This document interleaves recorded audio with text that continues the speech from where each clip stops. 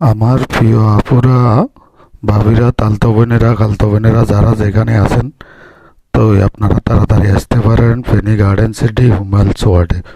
হুমেলস ওয়ার্ডে আপনাদের জন্য নতুন কালেকশন নিয়ে আসছে।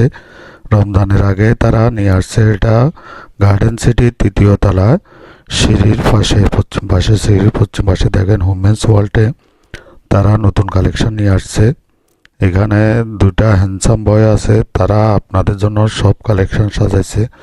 সব Indian collection, Pakistani collection, viral যত রকমের কালেকশন আছে এগুলো আপনারা দেখতে পারেন এবং নিতে পারেন।